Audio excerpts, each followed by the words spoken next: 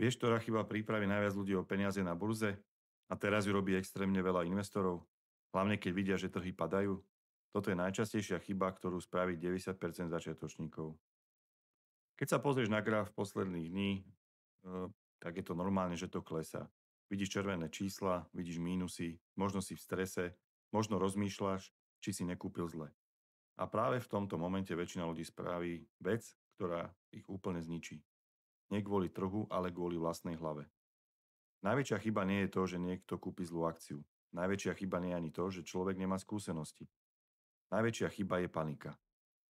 Panikárske predaje, v momente, keď to začína klesať, ľudia idú a predajú svoje pozície. Lebo chcú zachrániť, čo sa dá. Ale realita je, že tým si tú stratu len uzamknú. A presne toto sa deje non-stop. Vidíš minus percent, povieš si, OK, pohodička. Vidíš minus 10%, začneš premýšľať. Vidíš minus 20%, panika. Vtedy príde ten moment, kde väčšina ľudí vystúpi. Vystúpia presne vtedy, keď to najviac bolí a potom o pár týždňov alebo mesiacov neskôr vidia, že trh sa vrátil a povedia si, keby som bol počkal alebo keby som prikúpil.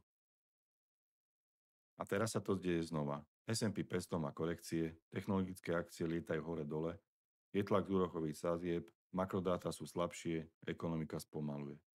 A ľudia zasa začínajú panikáriť. A pritom toto sú bežné cykly, toto nie je nič nové. Trhy klesali stovky krát a vždy sa historicky spamätali. Ak by si zobral hociktorý 20-ročný graf S&P 500, vidíš tam pád okolo roku 2000, ďalší pád okolo roku 2008, COVID pád. A aj tak to všetko prežilo a vyrástlo na nové maxima. Ale kto predal panike, ten prerábal. A teraz to poviem úplne jednoducho. Investovanie nie je o tom, že musíš byť génius. Je to o tom, že neprepneš do módu paniky. Že nebudeš predávať len preto, lebo vidíš červené čísla. A že budeš pokračovať v pláne, či investuješ 100 eur mesačne, alebo ako ja, 10 eur denne. A ja mám dní, keď to u mňa svietí v červenej. Niekedy aj dosť. Ale viem, že neinvestujem na týždeň, neinvestujem na mesiac, investujem na roky. Tak som paradoxne rád, lebo nakupujem lacnejšie. Takže prosím, ak práve teraz vidíš poklesy, nepanikár.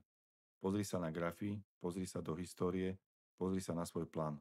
Toto je najväčšia chyba, ktorej sa vyhneš najľahšie.